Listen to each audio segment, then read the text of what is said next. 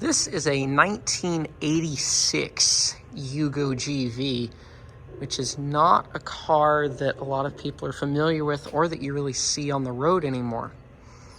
In this video, we're going to take a look around it and tell you a little bit of the history about this car as I understand it, and show you what's wrong with this one and what I'm trying to do to fix it. But let's go ahead and get started here. So like I said before, this is a Yugo GV, the GV standing for great value. And in 1986, this was, I believe, the cheapest new car you can buy, with a sticker price of just under $4,000, which I think is right under 10 now with inflation, but still very, very cheap for a new car. These were made in communist Yugoslavia before it was broken up into Serbia and Croatia and other things. But it is, to my understanding, based on the Fiat 127 or 128, and it still maintains the 1.1 liter Fiat power plant, but to my understanding was made in Yugoslavia, which these cars did not have a reputation for being very reliable and were seen as a throwaway item. But to me, the fact that one of them is still largely intact is very fascinating, because, you know, this was what somebody could hope to drive in that particular country at that time. And it's just fascinating. So go ahead and take a look around here. Door handles are very interesting, the way that you... Very Spartan interior, but this was a very, very cheap car. And this one has obviously sat for a long time.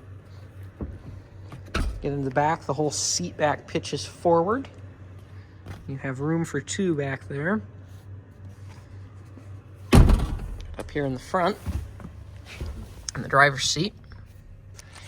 If you're curious what a Yugo key looks like, it looks very similar to the one that fits my lawnmower. And then this one here is for the gas cap. The fact that it's an original key is very cool. The door chime is also hilarious, if you can even hear it.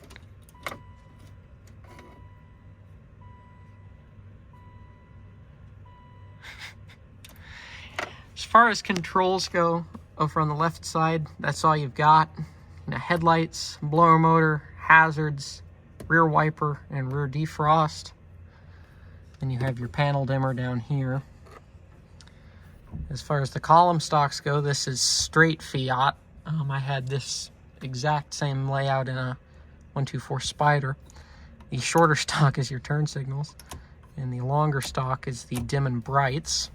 On the other side, you have your windshield wipers. Center's the horn. It doesn't work. Up in the center, you have your speedometer and temperature gauge with fuel and some idiot lights on the other side. No tachometer.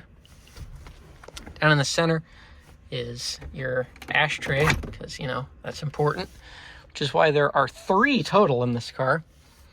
And down in the center are the heater controls.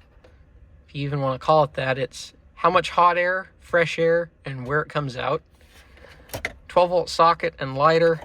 Very basic radio, which was a dealer-installed option in many cases. A lot of them just have an open hole here where it goes into the dash, as well as some loose storage down here, which they are holding cassette tapes in. Interesting to see what's on those. This was a one-owner car. It was owned by an older lady. When she quit driving, it got parked, and that was, I believe, over 20 years ago. The pedal box is very small. I don't have particularly big feet, but these size 10.5 shoes rub on each other in here. And the clutch is directly in line with the center of the steering wheel, and the gas is over here. Shifter is hilariously vague. Neutral is somewhere around here with First being up there, second being down here, third up there where it smacks the console because somebody didn't put it back in right, and then fourth is down here, which doesn't seem to have all that much play, and then it does have a reverse lockout. That's over there. Emergency brake down in the center along with your seatbelt buckle, but it does actually have self-retracting 3-point seat belts, which I'm not sure they do very much if you got hit in this 1,900-pound car by much of anything, but the thought's there at least. Upholstery really isn't too bad. It's held up very well. Something that usually doesn't hold up very well on these cars is the interior door handle, which is this little plastic twig that sticks out, but on this car it is still intact. Of course, manual windows is a given, but you do still get a wind wing, which is really nice for when you don't want to have the window down.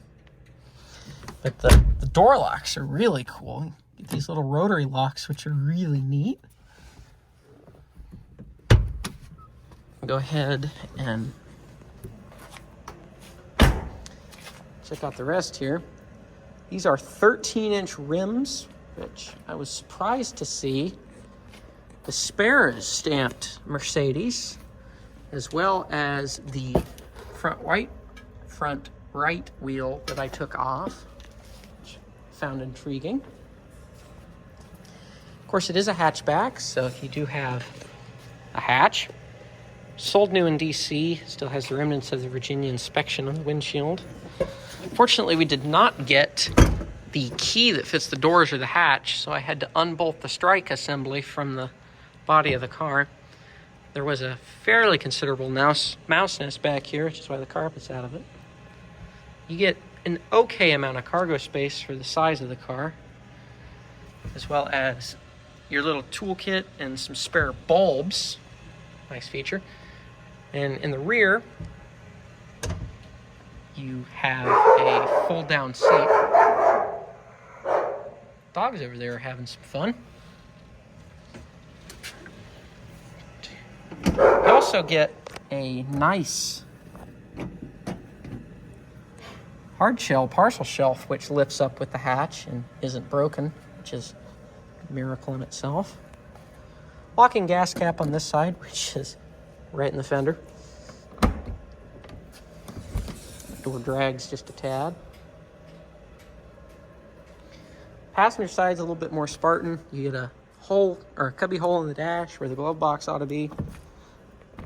Again, your pitch up seats. Now you do get seat back pockets on both sides, which are zippered and provide you with a small amount of secured storage. Passenger seatbelt retractor on this side is broken, and that zipper is broken off too, but in that one I actually found the original brochure. Like I said, when I was in the back here, this seat does fold down, and it actually pitches back to give you the most cargo space possible in a car this size. Roof antenna is funny too.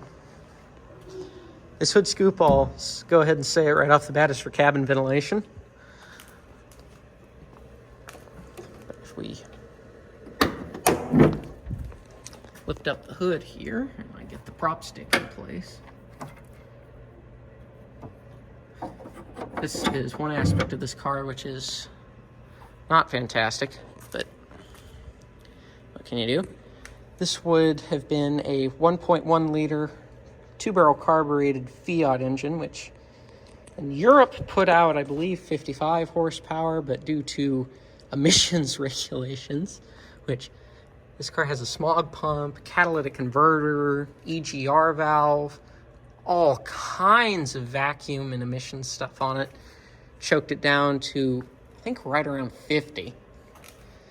Unfortunately, this car was sitting for a very long time, and somehow moisture found its way down into the center two cylinders and did a considerable amount of damage. I know it's not picking up very well on the camera, but That cylinder is very clean. This one is rusted, and this one is badly rusted.